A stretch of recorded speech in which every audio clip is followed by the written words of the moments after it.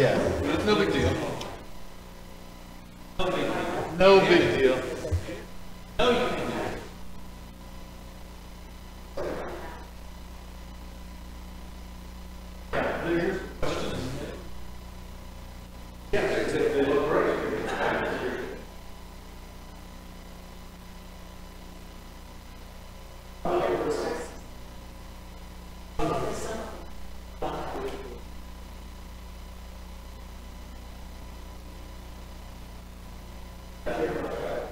No trouble. You know how to find it.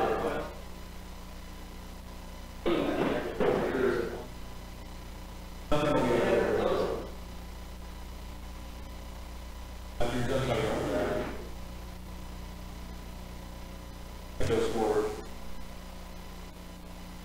Both sides. Presentation mode.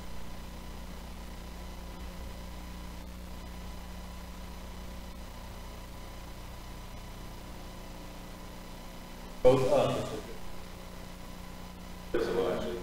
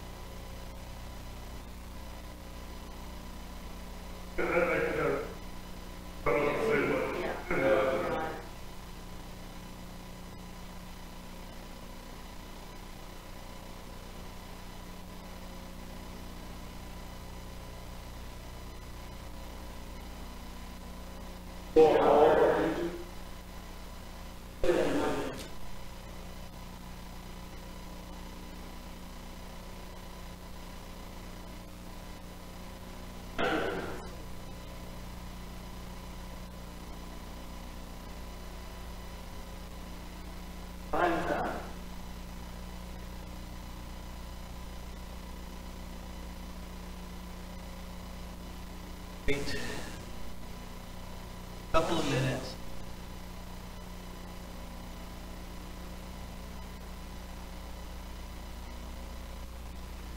We'll be done by what?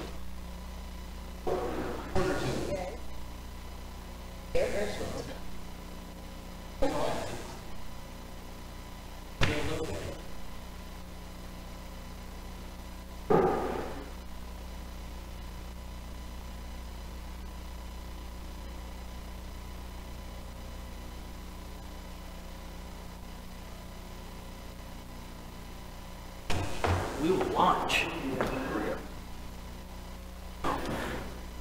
Well, we continue our series on equipping the saints for service. David Kinney is a fellow who has his finger in many, many pies. He's on television. He is involved very much in personal work. He is integral in restoration history studies. He's pursuing a graduate degree from Freed-Hardeman University. I mean, there's a lot to say about you. But if I say too much more, I'll be cutting into the time I've already shortened for you. We appreciate David being here to speak on equipping smaller congregations. At the close of this session, I'd like to ask my friend and fellow board member from Fort Hill, Brett Triplett, to word a closing prayer for this session, and we'll be taking then, at that time, about a 15-minute break.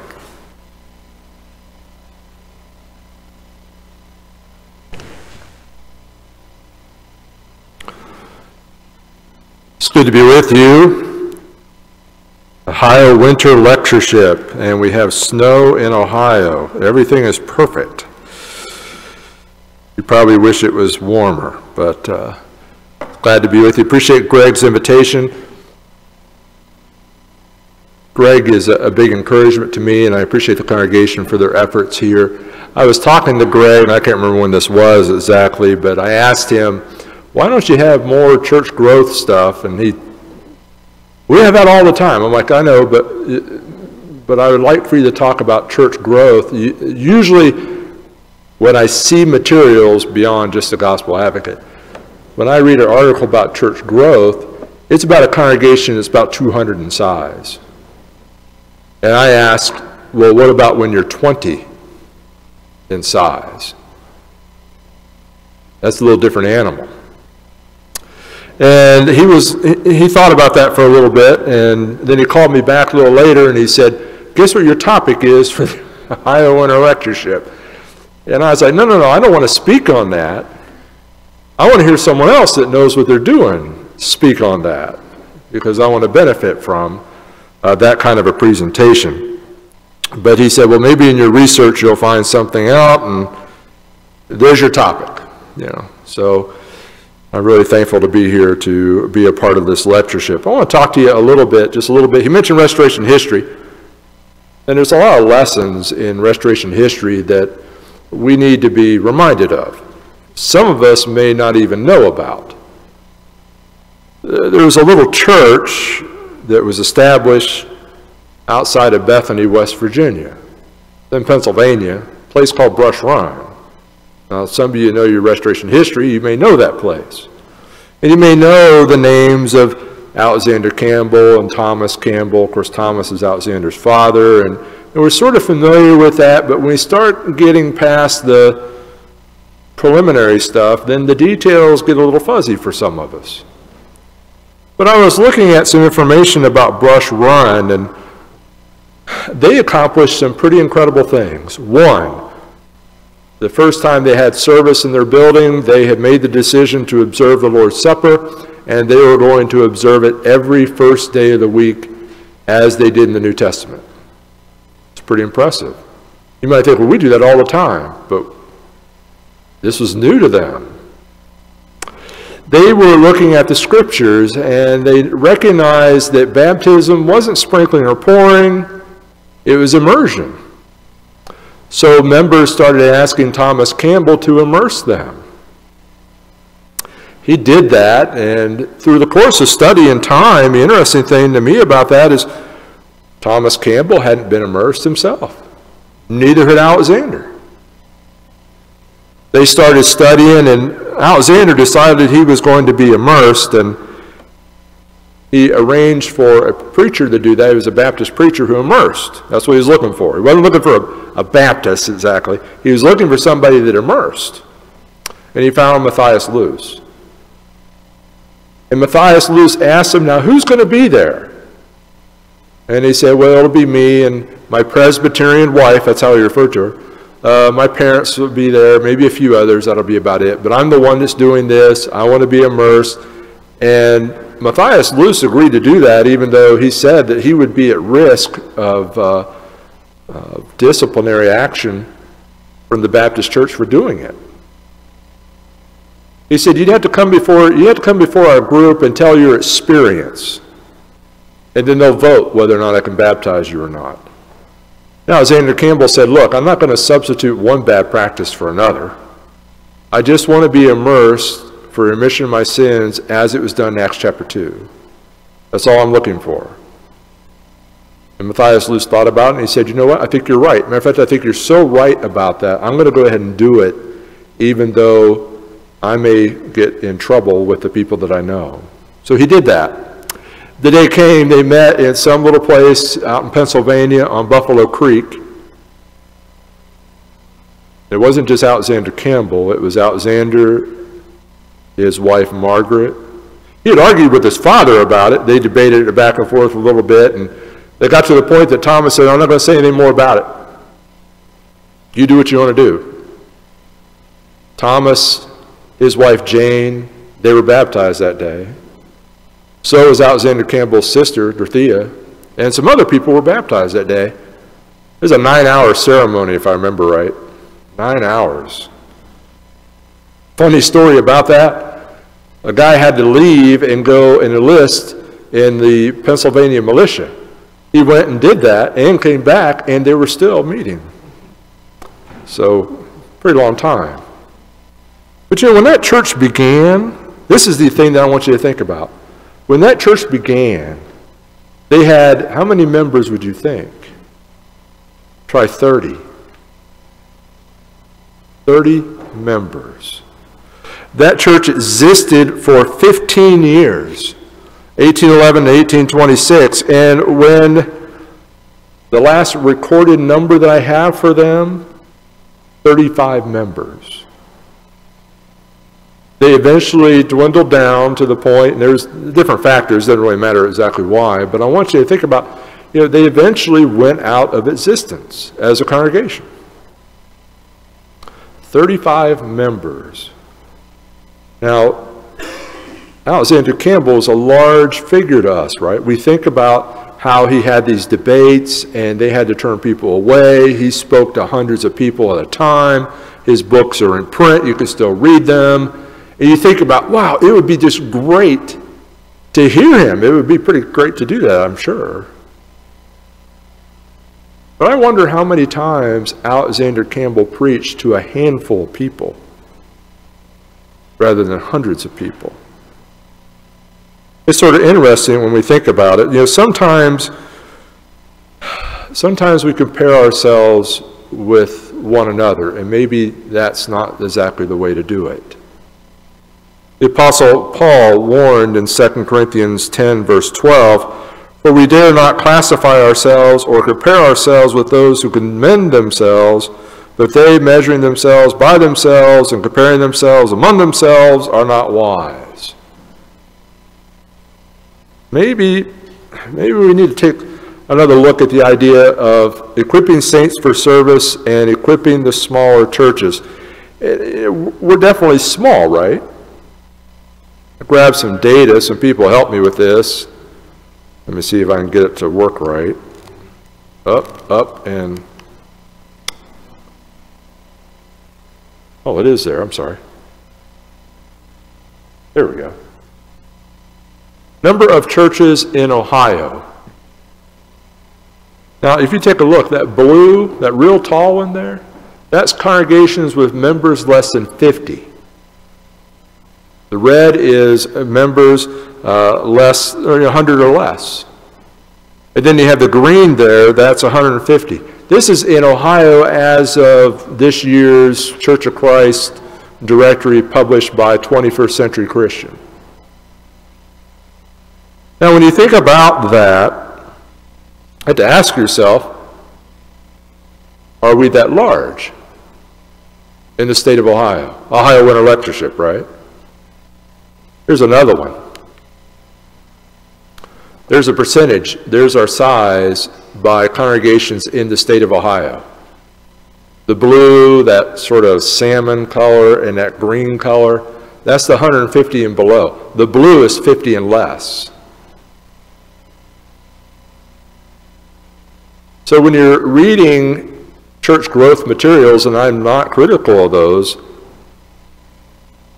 but when they're writing to congregations of 200 and more, and you're 50 or less, the solutions doesn't always work as quickly and may not work. It's a real challenge, isn't it? You may want to consider the target audience of the literature that you're reading before you implement something, and maybe it works, maybe it doesn't, and then you sort of beat yourself up over it because it didn't work the way you thought it would work. We definitely have a growth problem. I think we all would agree with that. There's the total number of churches in Ohio since I started preaching. And that blue line shows the trajectory. We got to change that. We got to change that. Interesting thing is I put this little factoid up on Facebook, and a friend of mine, Randall Matheny, pointed out, he said, you know what? I didn't even know you had that many churches in Ohio. A lot of misconceptions out there.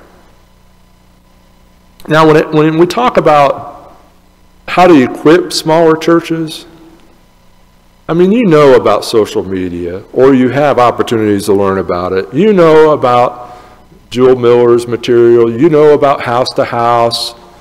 You know about YouTube. You know about Gospel Broadcasting Network, or do you? Those things have been around for a long time.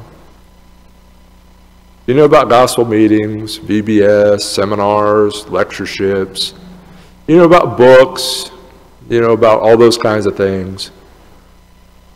But for a few moments, I want us to think about being a small church and not being ashamed of it. Now, I want to make sure to make this point clear, because I don't want this to be confused. I'm not being critical of larger churches at all. Matter of fact, where I work, we have congregations that help support us. Some of my supporters are here. Not being critical of that at all. So please don't misunderstand. But I want us to sort of talk a minute to smaller churches and about being a small church. Being a small church is unique. It's unique. It may be obvious, but still important to note that not all small churches are the same. Some of them are new. Some of them are not. Where I'm at, the congregation's been around for decades. It was a large congregation at one time, 250, 300 people. We're in the 20 to 30 Sunday morning bracket.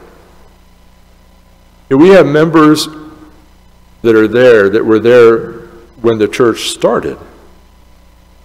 They saw the church begin really small. They saw the church, and then they just saw it shrink. And they wonder, is the church going to be here much longer in Wadsworth?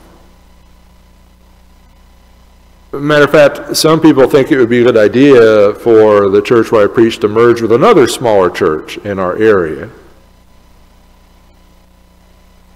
I sort of laugh at that a little bit because I told them, I said, how's that going to work? You don't even want to switch pews, right? You sit in the same pew. You've got 50 pews to choose from. You sit in the same pew, same side, use the same song book. You've been doing it for 50 years, some of them more than that.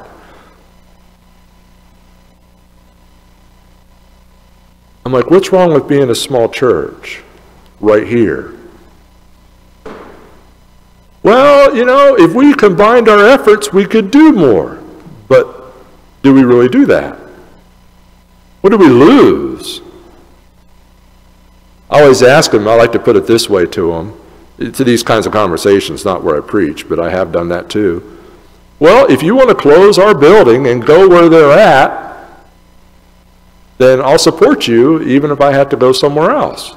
Oh, no. We don't want to close our doors. We want them to close their doors, right? That pew, right? The community that I'm talking about specifically at this point in time has 8,000 people in it. What do you think is going to happen to those 8,000 souls in that community if the church evacuates?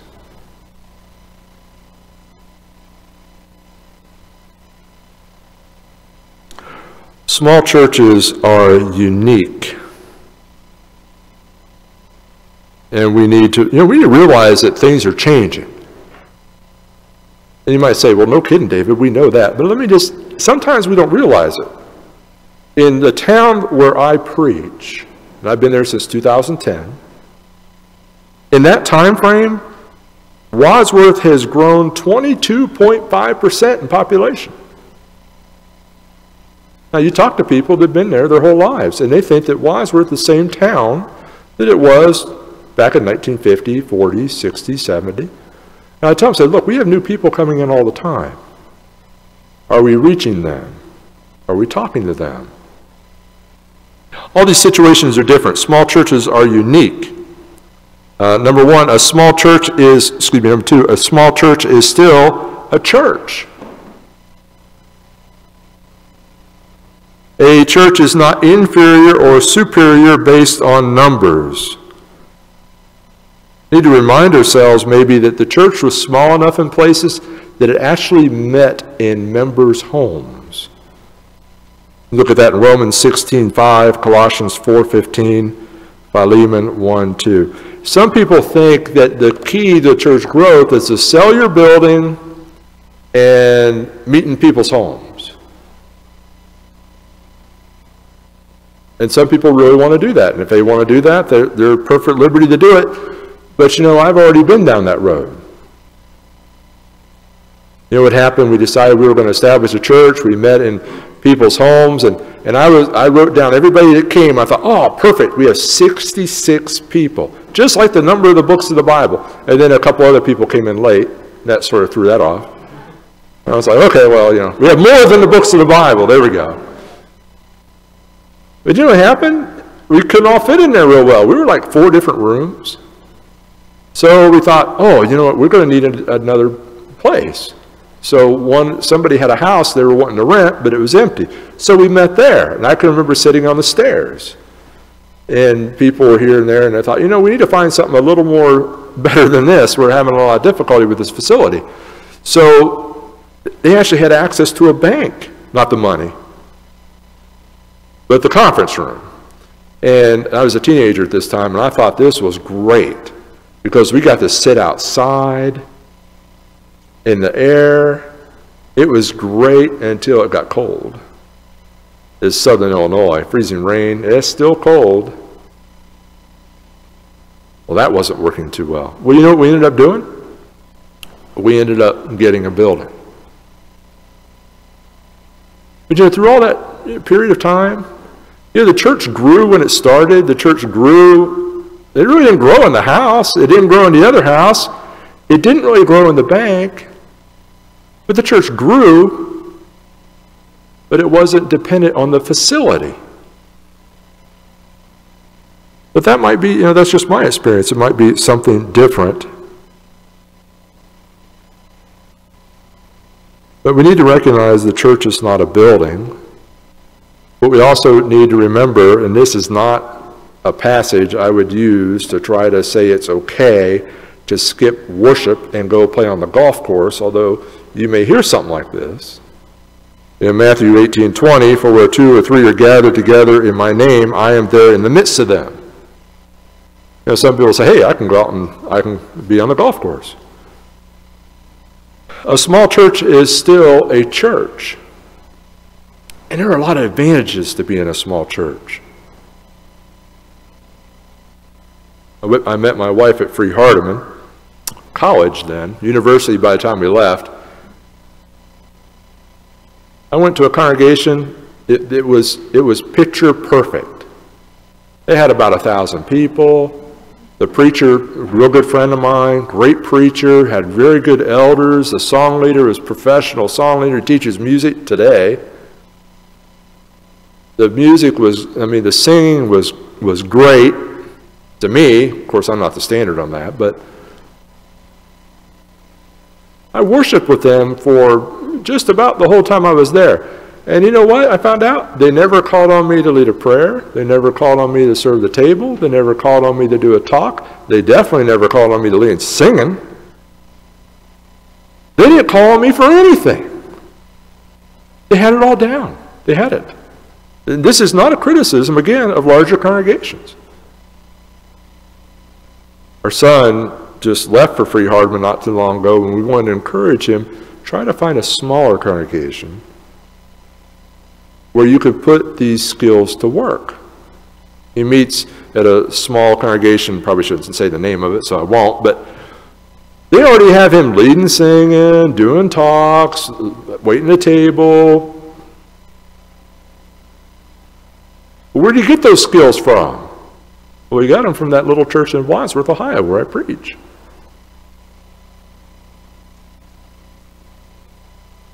What's he going to do when he grows even further into adulthood? He's going to use those skills. See, there's a lot of advantages that maybe sometimes we don't think about. How many of you have seen churches that go to this life groups thing? Now, I'm not here to debate the pros and cons of that, but what's the goal of a life group? A goal of a life group, as I understand it, is we want to create a small group setting where people can connect and be better connected with one another, know one another, and encourage one another. And they go to that. I find that sort of paradoxical, ironic, right? What's a small church? It's that very thing. But yet, sometimes we wish that we were bigger. But should we be doing that? A small church may be old or new. It's a lot different. You might be thinking, hey, you know what? We're a growing church. We just started. We're the first church in that community, and we're growing great. And I'm like, that is fantastic. Wadsworth, the church has been there for decades, and not everybody, but a lot of people already know about the church. They don't want to talk about the church, and growth is very difficult. But we need to remember I told you about those people that have been there since day one, and they've seen the church grow and contract. We need to keep busy. Paul wrote in Philippians 3:13 through 15, "Brethren, I do not count myself to have apprehended, but one thing I do, forgetting those things which are behind, and reaching forward to those things which are ahead, I press toward the goal for the prize of the upward call of God in Christ Jesus. Therefore let us, as many as are mature, have this mind, and if anything you think otherwise, God will reveal even this to you." Reminiscing can be a great thing, but reminiscing can also be a trap. And we have to encourage our people to keep moving forward. Sometimes we can fall into that. Here's another one. A small church without elders is scripturally organized. Now this one you may say, well, I don't know, David. But when Paul sent Titus and Timothy out to appoint elders, and he gave those qualifications, 1 Timothy 3, 1 through 7, and Titus 1, 5 through 9, where did he send them to? Churches, right? They didn't just become churches because Timothy and Titus showed up and appointed elders. They were already churches. Be very careful about falling into what could be a pit, thinking we have to have elders to be scripturally organized. I've had this conversation more than one time. We have a real problem at our church. Well, what's the problem? The problem is the eldership. I'm like, well, what's the matter? Well, we have this one man who's an elder, and he exhibits, and they give me this characteristic. And I'm like, well, wait a minute. That's one of the qualifications. Well, yeah, but didn't you know this before? Well, we overlooked that because we had to have an eldership to be scripturally organized. You know what they have now? A whole lot of trouble. The church, if the situation, the two cases I'm thinking of, if they're not careful, it'll set the church back for generations because of that kind of thing. God gave those qualifications for a reason. God gave us the position of elders and deacons for growth at the appropriate time the appropriate men for a reason. We need to be careful about that. We need to remind ourselves a small church without elders is still scripturally organized. Here's a statement. This is from a book I was looking at. It's not by a member of the church, but it's called The Grasshopper Myth. You know, the grasshoppers, the spies, they came back, saw the land of Canaan. We're just like grasshoppers in their midst. We're real small. Do we feel that way? We're real small. But the two, right, Joshua and Caleb, with God, we can take the land. Well, do we feel that way? Are we the 2 or the 10? He made this statement about small churches. The church is a family. According to the New Testament, how many families do you know that show their love for each other by counting their members every day? And how many people would say that a family with 10 kids is more healthy or loving than a family with 3 kids? Of course we wouldn't. I don't think it's accidental that the church is described as a family and described as a body. There's differences. And we need to be mindful of that. A small church can have big problems. Now this may sound a little counterintuitive. But a small church can have big problems. There's a prominent preacher who I liked a lot. I never met him, but he wrote in a story, an account. He said to a preacher, he was having a big debate or something. I can't remember. It was a big event, and he was there to represent several churches in the area at this debate. And he made the statement, big preachers have big fusses, small preachers have small fusses. Which I guess was his way of encouraging the church. He was able to the task. But can you imagine how demotivating that would be to that small preacher? We can have big problems too, and we need to be careful about that. Some of you, just since we're talking about small congregations, you need to be aware of a poem called The Dash. And look that up, go on YouTube. The Dash is a pretty popular poem, but you better make sure that you have permission to use it. Because if the writer finds out that you used it without their permission, they'll sue you. It doesn't matter. You may say, well, we're just a small church. Nobody will mess with us. Well, a friend of mine met with that group being sued. Don't think you're going to fly under the radar. Small churches can have big problems too.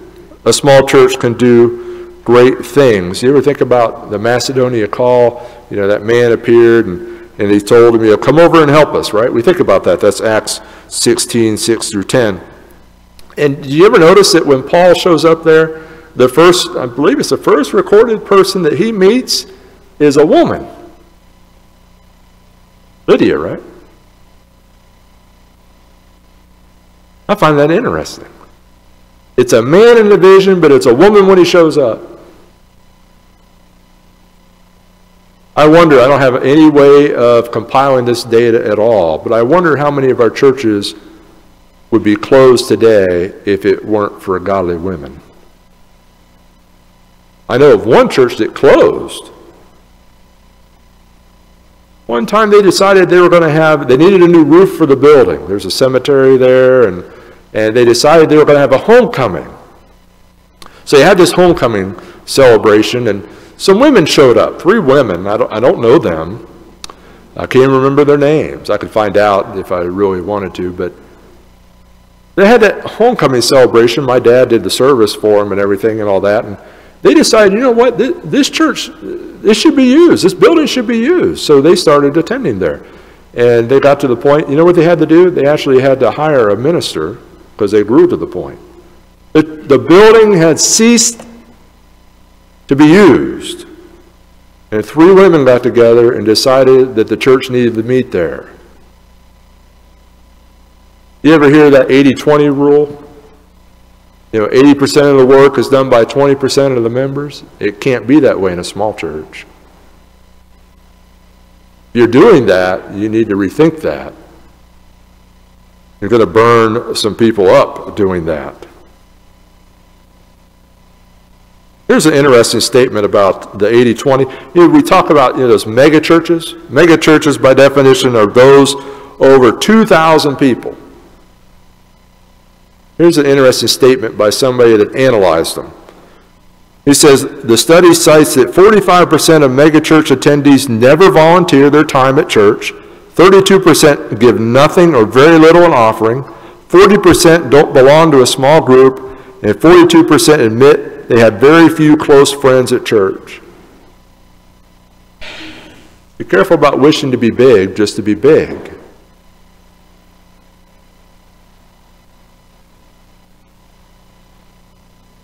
Whether a church is large or small, it's going to be rewarded based on what? Faithfulness, right? Faithfulness. Faithfulness to God. I don't know how many you get the Christian Chronicle. The recent issue came to, I looked it up, it's the January issue. There's a story about a church out in California. They voted 70-5 to merge with the Christian church.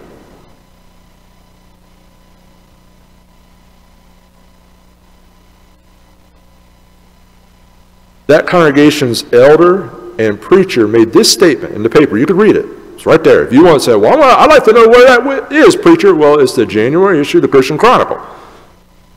Right in there. Give you all the detail.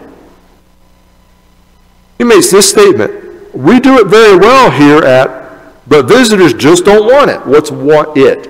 A cappella singing. Singing in church style. That's what the term means. The Christian church is a dynamic and energetic church, reaching the lost and especially reaching the youth, and we realize that we cannot sacrifice another generation of young people just so we can have worship service, and then here, notice this, that suits us.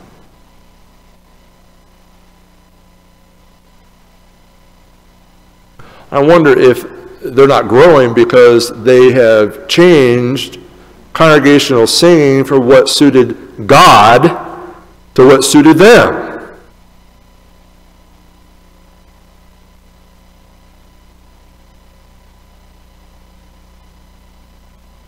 And we need to reread what 2 Corinthians 6:15 says. What accord has Christ with Belial, or what part has a believer with an unbeliever? I know, people think that instrumental music's a dead issue, but it's not. If you're paying any attention at all, what's going on in churches of Christ across our country, you better be encouraging your preacher to preach on instrumental music. You know what you might find out? You may need another preacher.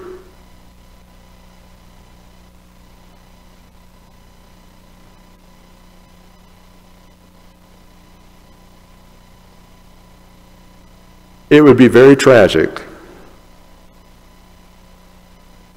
to me if the church that met at Wadsworth decided to close the doors of the building. That would be very tragic. And I would hate to see that happen. But if that did happen, I'd rather it happen because the church was faithful than the doors to stay open and be unfaithful. See what this church I'm talking about in California is doing? They're saying we got to have numbers. We have to have numbers. So we're going to compromise. We're going to embrace error just so we can have numbers. Remember, we're going to be judged by faithfulness to God's Word, not the church directory.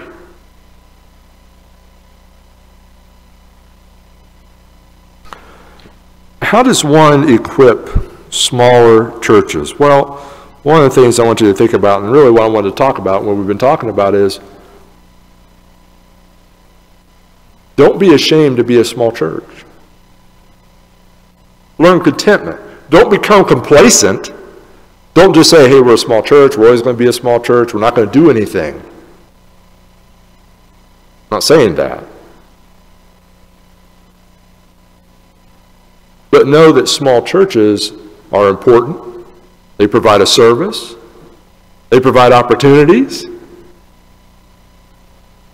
There are great advantages to being that. You might think, okay, well, equip, David. How are we going to equip? Well, if you're talking about pews, psalm books, Bibles, Lord's Supper tables, pulpits, I showed you that chart, right? How many churches closed? You call our preaching schools, they could probably put you in contact with some furniture and some Lord's Supper tables, communion, psalm books. I see them. You see them, don't you? I mean, you read, right? You see what's going on. We just replaced our psalm books, and we have 300 copies of whatever psalm book it is. If you'll just pay the freight, or somebody will just send them to you. I don't think that's the equipping we're talking about, is it? We have plenty of that. You have too much of it, really. Perhaps you're a congregation that's too small, or maybe you have elderly people, they can't get out. Well, you know what? Back to these large congregations, there are groups out there that are looking for opportunities to help you. They're looking for opportunities to help you. See, I have a bunch of elderly people in our congregation. Don't tell them that. They think they're still young. But when they're past 70, 80, and, they're not able to get out. It's not their fault. They worked hard for the Lord. I remember as a kid watching them. They're just not able to do it anymore. But the gospel still needed to go out. So what we did, we contacted sojourners. And they came, and they had their RVs, and we did the hookups and all that. It was a lot of work. It about wore me out. I was tired. It was a long week. But, we knocked 2,150 doors. Every door we knocked got at least 2 or 3 pieces of literature. And we didn't have to buy any literature. We had it. We just had to give it to people. Or, maybe you think, we can't do that. We want to mass mail something out. Well, maybe you want to try house to house. Big congregation runs that work. And they would love to help you do that. Well, we'd like to do something in video, but we just can't afford. You better be careful of that statement because, camera video equipment's pretty inexpensive today, and a laptop computer, and away you go. But, you have videos, small churches. I mean, look out here. GBN is here. They're willing to give you DVDs. They're willing to tell you what's on YouTube. It's all free. Question is, do we use it? Well, we'd like to run an article ad in the paper. Well, you can write a letter to your editor of your paper. Wadsworth actually has a thing where they have a guest columnist. I think I've written 2 or 3 or 4 or more articles. Didn't charge us anything for it. We did some of that. Well, social media. Well, we have a Twitter account, we have a Facebook account, we have a website, we have all these things. Well, I like gospel meetings. Well, we've had 12 gospel meetings since I've been there. We've had great support from people. We've had preachers come and hold gospel meetings for us, not charge us anything for them, and I felt bad. I got to the point I'm like, I feel bad having them because they sacrifice so much to help the congregation there. And I'm thankful for them.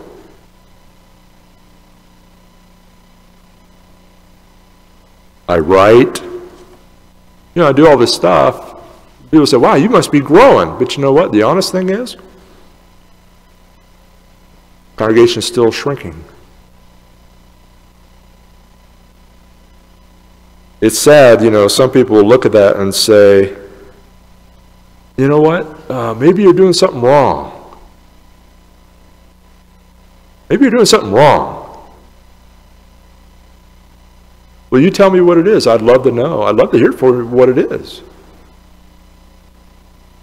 Write articles in the local paper. I think we have 12 programs showing every week in the town of Wadsworth from the church. Well, David, you're not all that good of a speaker. Well, it's not just me. It's also Phil Sanders. We have very little response to it. Well, David, that's not a very encouraging lecture.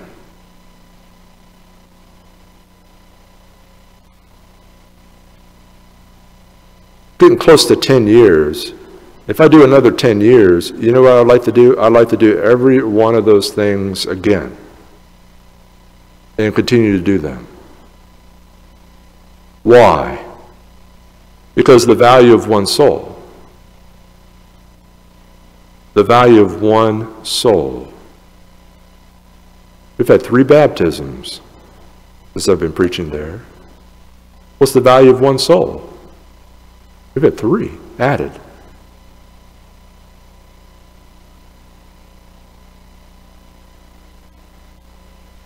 We need to think about the idea of never giving up. Never giving up.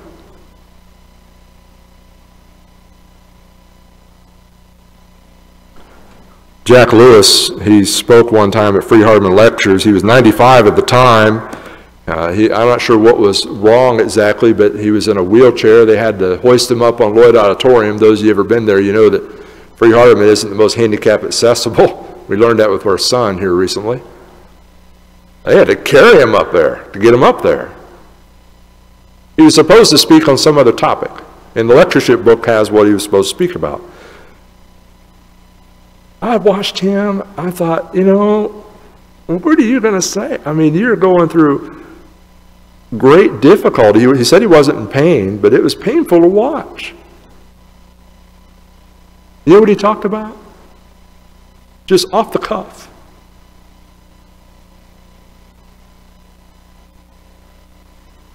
He talked about 2 Thessalonians 3:13. Don't get tired of doing good. Don't get tired of doing good. Are we tired? Sometimes I get tired. You may have a situation like I've had this situation. All those things I rattled off to you, and I don't want to say those like I'm bragging, because believe me, there are far more people to credit. You get tired? I get sort of tired after a while. You know why I got tired? Because I was afraid that, you know, the congregation is looking to me to figure out how to get the church to grow. You know, and I tried all those things. You know what I found out? Some of those things, I couldn't really necessarily measure it. And we were in a business meeting one time, and they were talking about this, and I wasn't angry, but I was like, look, I've tried these things, and they've mentioned a few other things, and I said, if you have any better idea to do, I would love to hear it. You know what I heard? Nothing.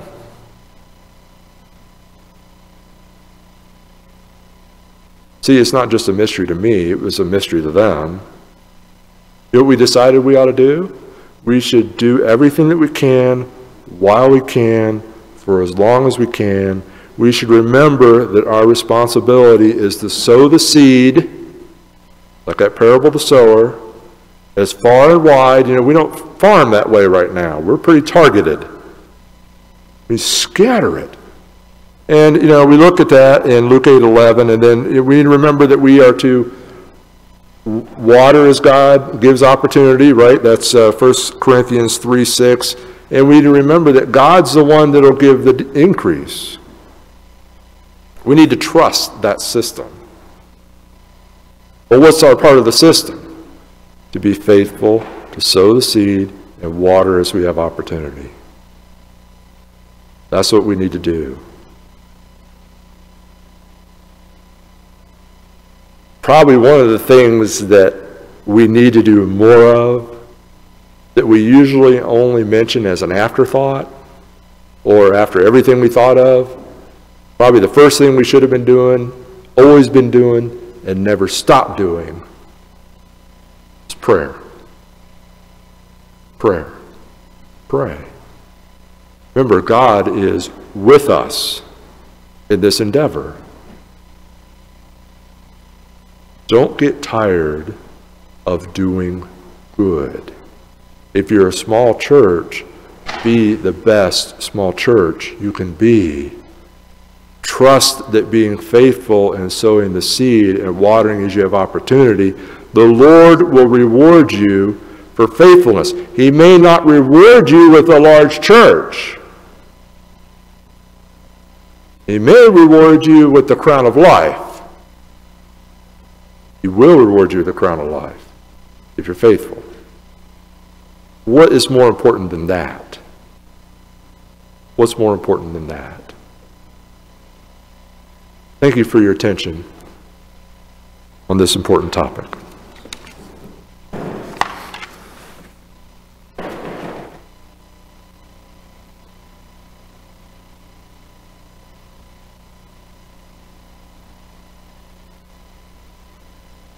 Will you pray with me?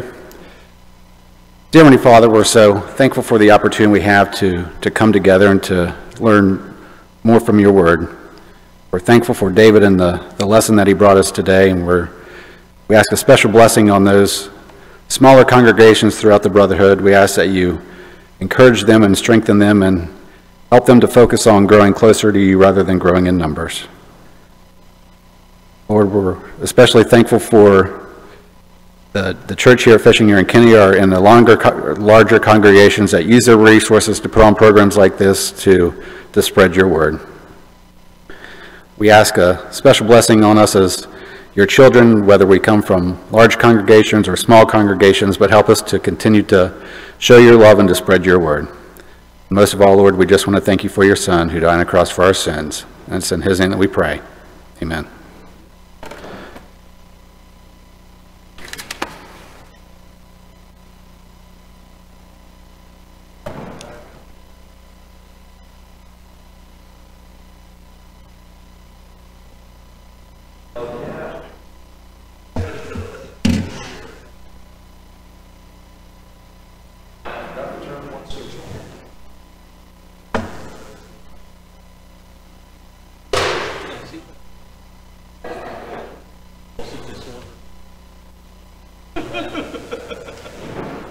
I have a couple of members, literally.